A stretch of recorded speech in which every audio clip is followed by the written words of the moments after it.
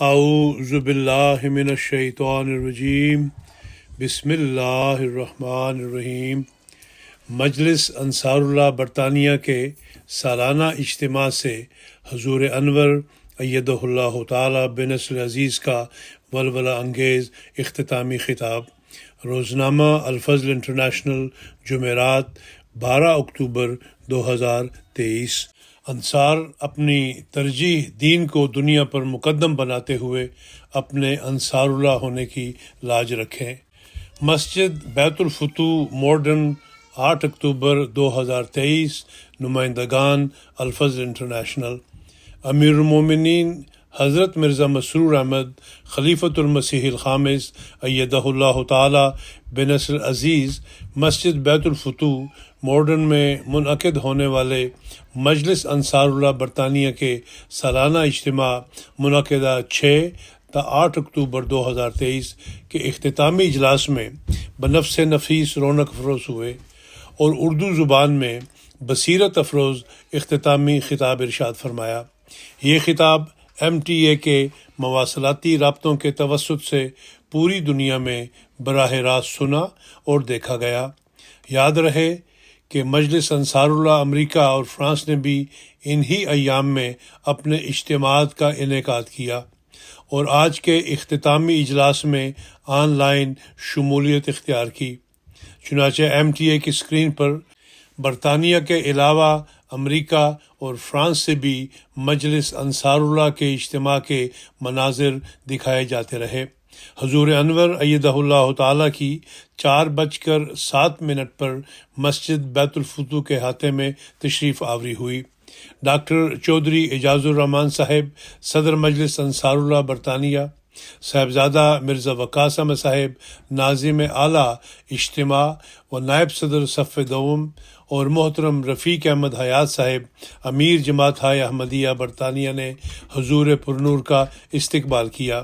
بعد ازاں مسجد بیت الفتوح کے صحن میں مختلف گروپس کی صورت میں مجلس انصار اللہ برطانیہ کے بعض عہدیداران کو حضور انور کے ساتھ تصاویر بنوانے کی سعادت حاصل ہوئی۔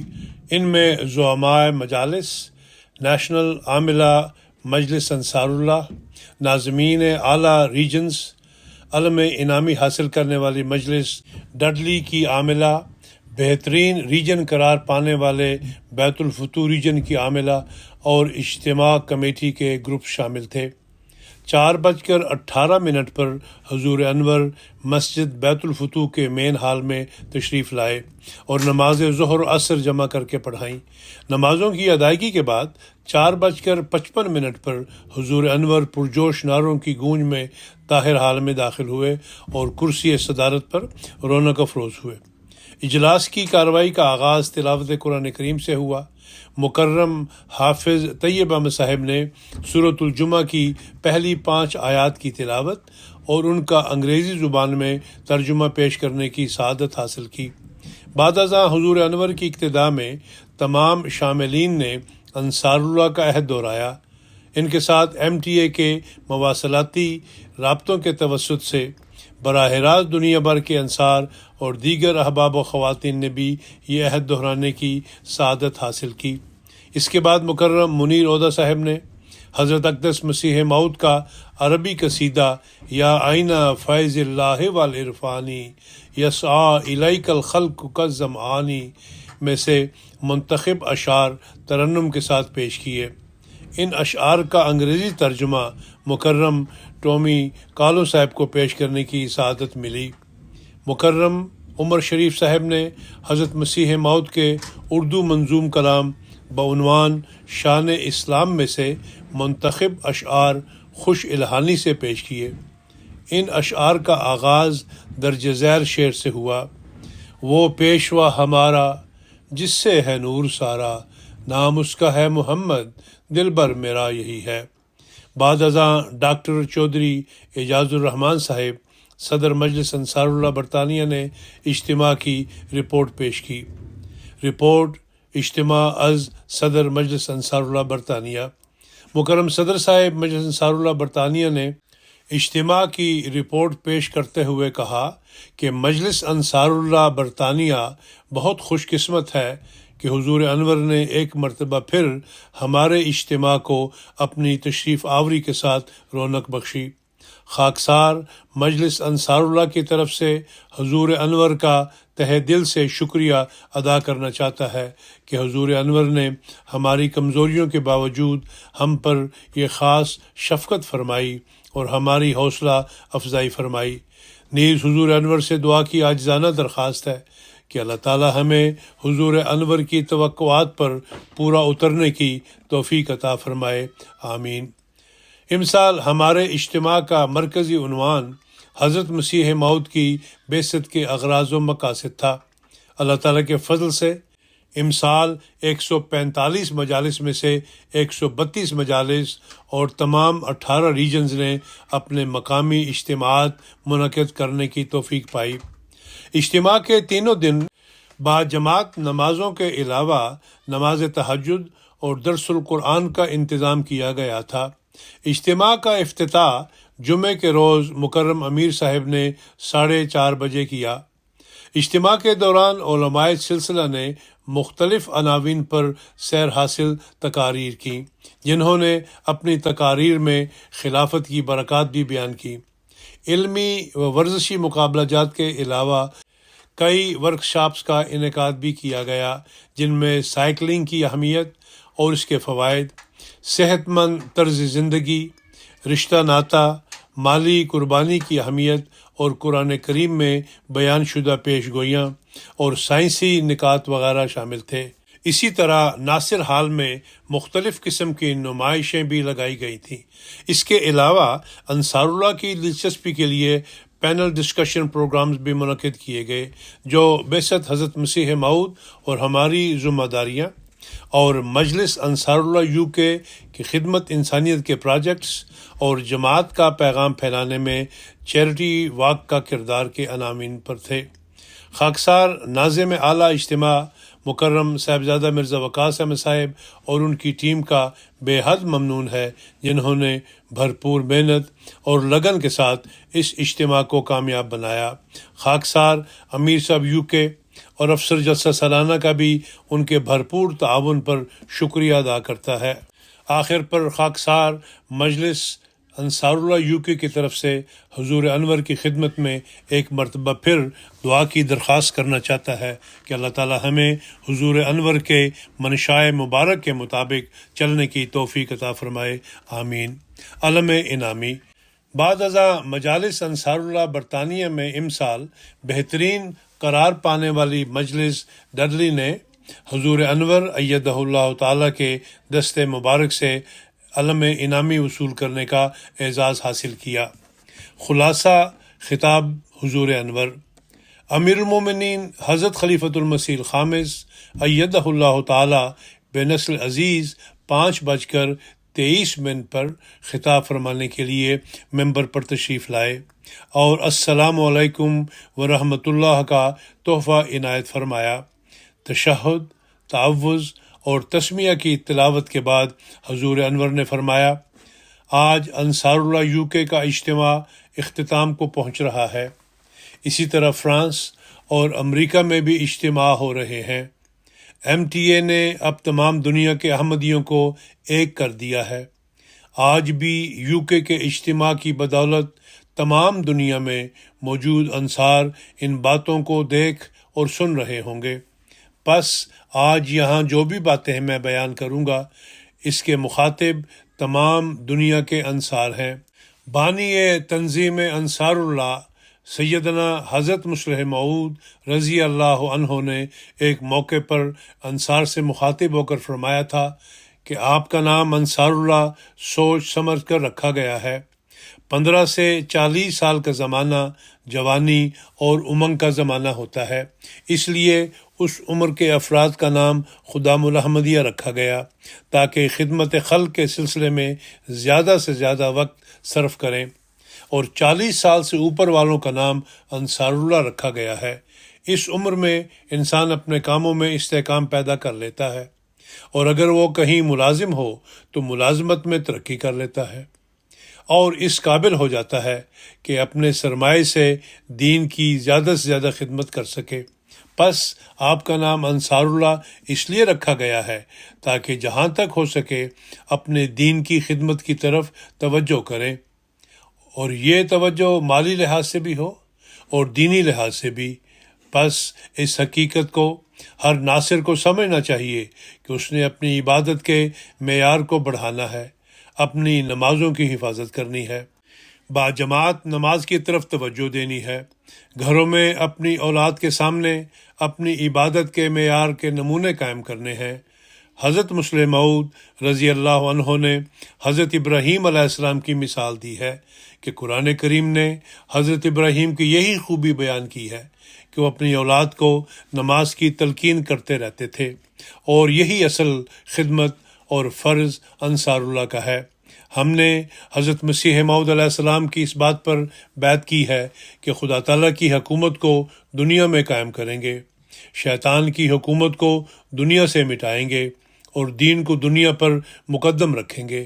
اس مقصد کا حصول اللہ تعالیٰ کے حکموں اور فرائض کی بجا آوری کے بغیر ممکن نہیں، پس اس طرف خاص توجہ کی ضرورت ہے۔ حضرت مسیح موعود علیہ السلام نے بار بار اپنی جماعت کو اس طرف توجہ دلائی ہے۔ آپ علیہ السلام فرماتے ہیں، نماز کو باقاعدہ التزام سے پڑھو۔ بعض لوگ صرف ایک ہی وقت کی نماز پڑھ لیتے ہیں۔ وہ یاد رکھیں کہ نمازیں معاف نہیں ہوتی یہاں تک کہ پیغمبروں تک کو معاف نہیں ہوئی۔ پس وہ لوگ جو نمازوں کی ادائیگی میں سستی سے کام لیتے ہیں انہیں بہت فکر کی ضرورت ہے۔ اگر نمازوں کی ادائیگی کے ذریعے اپنے نمونے قائم نہیں کریں گے تو اولادیں کس طرح دین پر قائم ہوں گی؟ پھر اگر اولاد بگڑ جاتی ہے تو شکوہ نہیں ہونا چاہیے۔ حضرت مسیح موعود علیہ السلام فرماتے ہیں کہ لوگ نمازوں سے غافل اور سست اس لیے ہوتے ہیں کیونکہ ان کو اس لذت اور سرور پر اطلاع نہیں جو اللہ تعالیٰ نے نماز کے اندر رکھا ہے۔ پس ہمارا پہلا کام تو یہ ہے کہ خالص ہو کر خدا تعالیٰ کے آگے جھکیں، سوز اور رقت کے ساتھ اس سے دعائیں مانگیں۔ پھر ایسی حالت پیدا ہو جائے گی کہ نمازوں سے غفلت کا سوال ہی پیدا نہیں ہوتا۔ جب یہ حالت ہوگی تو ہم عملی طور پر ان لوگوں کے سوال کا جواب دینے والے ہو جائیں گے جو کہتے ہیں کہ بعض لوگ نمازیں پڑھتے ہیں اور پھر بدیاں اور برائیاں کرتے ہیں۔ حضرت مسیح موعود علیہ السلام فرماتے ہیں کہ ان الحسنات یذہبن السیئات، یعنی نیکیاں بدیوں کو زائل کر دیتی ہیں۔ پس ان حسنات اور لذات کو دل میں رکھ کر دعا کرے کہ اللہ تعالیٰ وہ نماز عطا کرے جو صدیقوں اور محسنوں کی نماز ہے۔ نماز کی اہمیت پر زور دیتے ہوئے ایک موقع پر حضرت مسیح موعود علیہ السلام نے ہمیں یوں نصیحت فرمائی کہ جب تک انسان کامل طور پر توحید پر کاربند نہیں ہوتا اس میں اسلام کی عظمت اور محبت قائم نہیں ہوتی۔ فرمایا نماز میں لذت اور سرور اس وقت تک حاصل نہیں ہو سکتا جب تک برے ارادے اور ناپاک اور گندے منصوبے بھسم نہ ہوں، انانیت اور شیخی دور ہو کر نیستی اور فروتنی نہ آ جائے۔ عبودیت کاملہ کے سکھانے کے لیے بہترین معلم اور افضل ترین ذریعہ نماز ہی ہے۔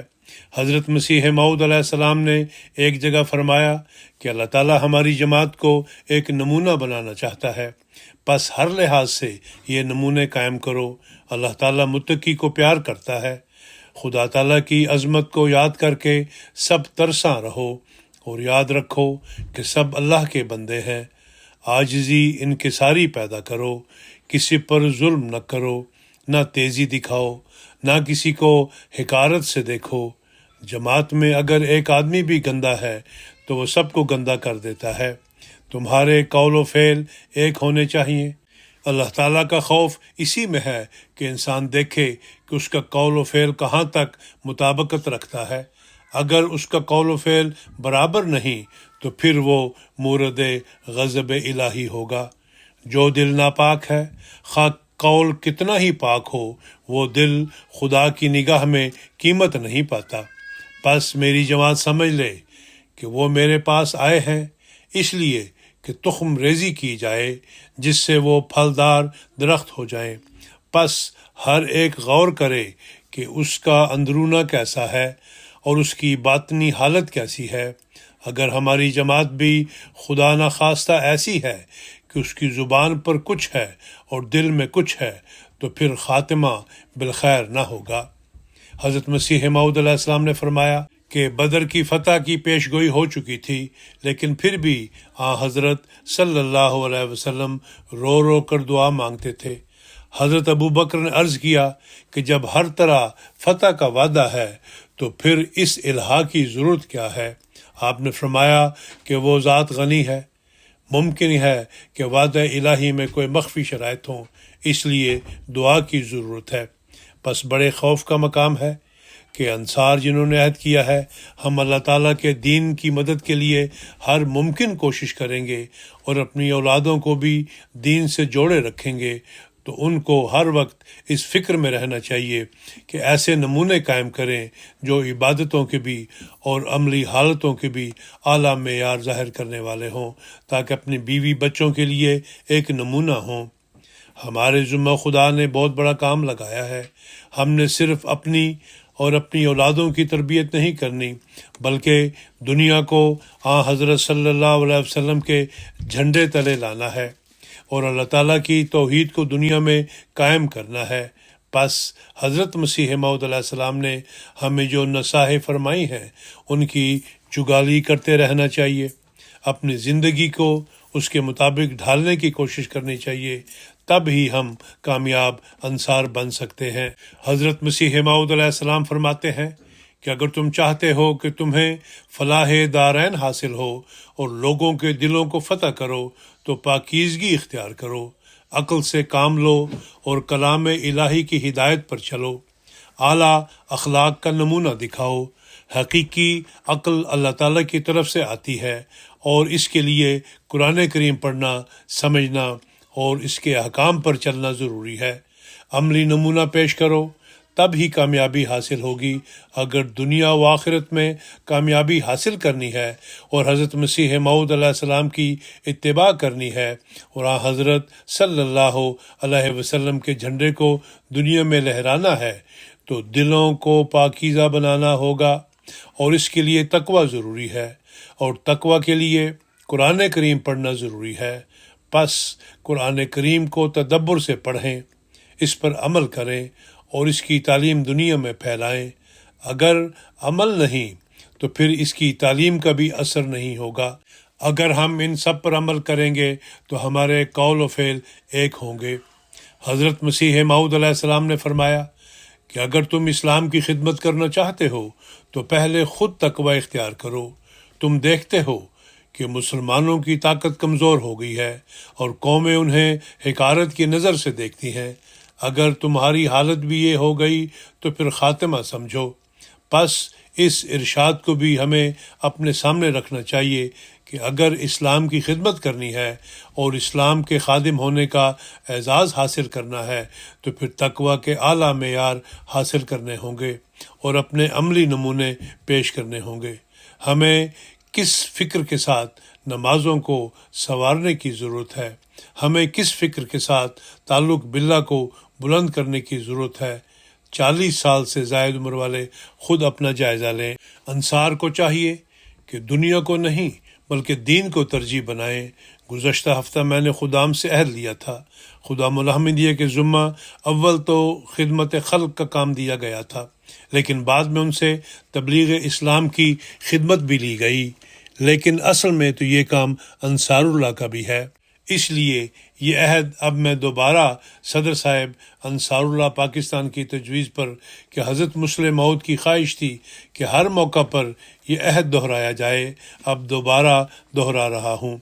بعد ازاں حضور انور نے اردو اور پھر انگریزی میں درج ذیل عہد دہرایا: اشہد اللہ الہ الا اللہ وحدہ لا شریک لہ واشہد ان محمدا عبدہ ورسولہ۔ ہم اللہ تعالیٰ کی قسم کھا کر اس بات کا اقرار کرتے ہیں کہ ہم اسلام اور احمدیت کی اشاعت اور محمد رسول اللہ صلی اللہ علیہ وسلم کا نام دنیا کے کناروں تک پہنچانے کے لیے اپنی زندگیوں کے آخری لمحات تک کوشش کرتے چلے جائیں گے۔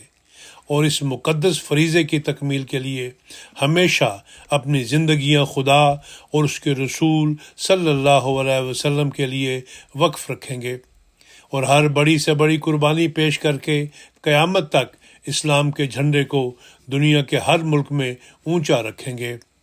ہم اس بات کا بھی اقرار کرتے ہیں کہ ہم نظام خلافت کی حفاظت اور اس کے استحکام کے لیے آخر دم تک جد و جہد کرتے رہیں گے، اور اپنی اولاد اور اولاد کو ہمیشہ خلافت سے وابستہ رہنے اور اس کی برکات سے آخر دم تک مستفید ہونے کی تلقین کرتے رہیں گے، تاکہ قیامت تک خلافت احمدیہ محفوظ چلی جائے اور قیامت تک سلسلہ احمدیہ کے ذریعے اسلام کی اشاعت ہوتی رہے اور محمد رسول اللہ صلی اللہ علیہ وسلم کا جھنڈا دنیا کے تمام جھنڈوں سے اونچا لہرانے لگے۔